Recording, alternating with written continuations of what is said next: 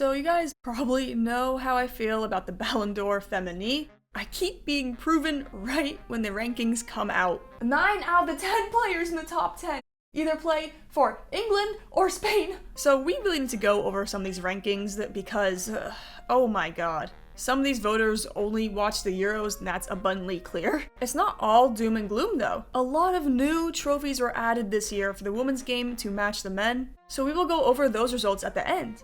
And actually, I think the rankings 10 to 30 are more accurate than usual. I think there are more issues in the nominations and snubs than the rankings out of the players who were nominated. Oh, but don't worry, there are still shenanigans. So let's go over each section while I lose my mind. And yes, I will talk about the winner, just don't attack me, please. The only thing I will say is that there was a robbery, but not the player that you think.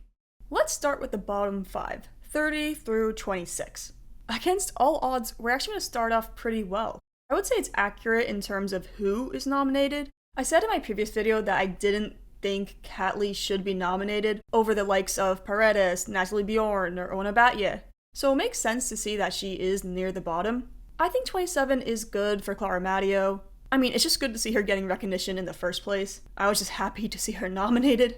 Lindsay Horan Heaps. Being 26, I think, is appropriate for her also. She did take a step back this year, and I was worried she'd be overranked again. And at first, I thought Frida Madam at 28 was a little low for her. But seeing the players ranked above her, the positioning does make sense, I'd say. Okay, now spots 25 to 21. Again, we're on a roll here, oh my god. I think these rankings are pretty fair here, especially Esther Gonzalez and Cantore. One thing I would say is I think Emily Fox should be higher. I honestly believe she was the best player for Arsenal last season. I mean, who would have thought that English and Spanish PR would be better than American now? Johanna Rytting-Kanerud being nominated but Erin Cuthbert not is a complete crime. Erin Cuthbert was way more crucial for Chelsea's invincible and treble-winning season. But it kind of makes sense that Kanerud's impact for Sweden put her over Cuthbert for the nomination, as Cuthbert and Scotland failed to qualify for the Euros. Amanda Gutierrez at 21 is good to see, because I think it's important for players playing in the South American leagues to get recognition, so that's a great sign that she is that high. Well, the fun ends now. 20 through 16. This is where the biggest crime of the night is. Pernilla Harder at 20, fine. Clara Buell at 19, fine. Chowinga at 17, I'd put her a little higher. Girelli at 16, great for her, that makes sense. Melchie Dumornay, Lyon's best player last season, at number 18 is f***ing diabolical. From a pure playing standpoint, she was probably the best and most consistent attacker in the world. She had more club goals across domestic and Champions League competitions than Alessia Russo last season. And I mean, there's just an outrageous difference in goals and assists above Chloe Kelly, yet she finishes more than 10 spots lower than both of them. She won trophies also. She won D1 Arkema. And to top it all off, she was just awarded CONCACAF Player of the Year. She's the best player in North America last year. And she's 18th on the Ballon d'Or rankings. In the Champions League, she made Bayern Munich her bitch. I said it before, if you're born in a small country as a women's footballer, you are effectively handicapped for winning the Ballon d'Or. No matter how good you are, how many goals you score, how many trophies you win, you'll still lose to the English media darling. I actually don't have any major issues with this ranking of 11 through 15, but I will say this. They should all be at least one place higher. Why, you ask? All of these players had better seasons than Chloe fucking Kelly. Pina, Graham Hansen, Barbara Banda. Like, are you kidding me? These players were crucial for their clubs. You want to make it a trophy thing? Fine. Sanji Baltimore won the domestic treble for Chelsea. Marta won the NWSL and the Women's Copa America, where she was the most important player of the final. I literally had a whole section in my last video about the nominations of how Marta had a better season than Chloe Kelly from an objective standpoint. You know what, man? At least Caroline Graham Hansen got nominated again. The Ballon d'Or just loves to leave her out in the first place. Unreal she wasn't even nominated until last year. Absolutely criminal. The top 10 is basically a snapshot of what is wrong with women's football today. Every single player ranked here either plays for Arsenal, Chelsea, or Barcelona. As I mentioned earlier also, all of the top 10 except for one plays for England or Spain. Let me say that again. The entire top 10, except for Ewa Pajor, is on the Spanish or England women's national team, the two teams that faced off in the Euros final. Hell, every player nominated in the top 10 is European. That's also worrying and like literal proof of how heavily the Euros screws voting. Like, we just had the Copa America this summer also, and a Brazilian couldn't crack the top 10? They were barely even nominated. How is Carolyn not nominated? Well, we know why. European centrism. Nigeria literally won the Women's Africa Cup of Nations this summer. And do you know how many players are nominated? None. How is that possible? And I'm sorry to keep harping on this, but Hannah Hampton being 10, Lucy Bronze being 9, and Ewa Pajor finishing 8th meant that the top 7 are all players who play for Arsenal and Barcelona and the English and Spanish team. Do you not see an issue there? Because there's an issue there. Okay, first off, Hannah Hampton. At the very least, she should have been higher. She was more accomplished than a lot of the players ranked ahead of her this year. Now, Ewa Pajor at 8. That is a war crime. Putellas at 4 is not surprising. She had a great bounce-back season and was definitely one of the best players in the world. But I might still put Pajor over her. And I mean, I think I've harped on this so much in my last video. Chloe Kelly at number 5? She shouldn't even be on this top 10 list. How is she above Williamson and Hampton? What? I hate PR. At least she wasn't top 3, thank God. Again, I made a whole video talking about her nomination, and 5th best in the world last season? No way, not accurate at all. She shouldn't even be top 20. Okay, Russo at 3.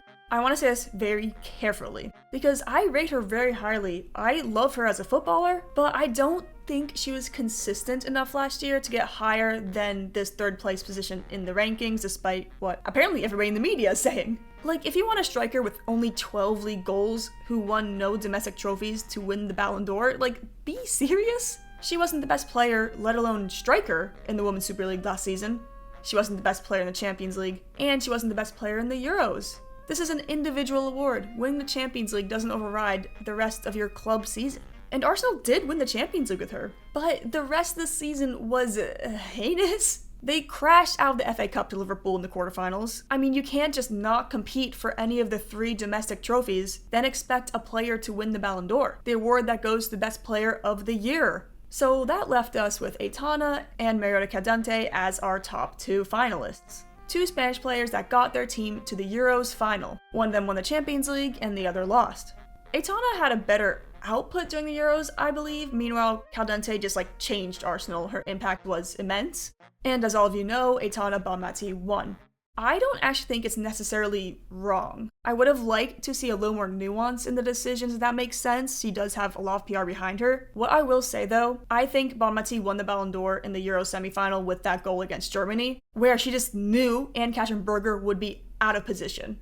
That's the moment. In the end, I don't think Caldentey showed up enough in big games to overtake her former club teammate, and this is where I really struggle. I think I may have given Caldentey the nod over Bonmatí in the end, but I don't think Bonmatí over Caldentey is as egregious as people are making it out to be. And this is coming from someone who isn't admittedly a huge fan of Bonmatí. I have been pretty critical of her sportsmanship for a while. Also, I don't really think Caldentey should have won the Ballon d'Or, really, either. I actually would have put Alexia Putellas over Bonmatí. I think that's the actual PR result. I mean, low-key, no one deserved it this year. Bonmatí was arguably not the best player on Barcelona this year. You can make the best case for multiple others, including Putellas and Patry, but one stands above all. Aside from Putellas and Hampton, I think Ewa Pajor would have been the most deserving of the Ballon d'Or this season. 43 club goals is ludicrous. I don't care what you think about Liga F, that's insane. Yet she finishes behind Chloe Kelly, who had 2 or 4 goals the entire club season? And obviously stats aren't everything, but what really gets me going about Pajor was that she got Poland qualified for the Euros. And that is way more impressive than Spain or England getting to the Euros final.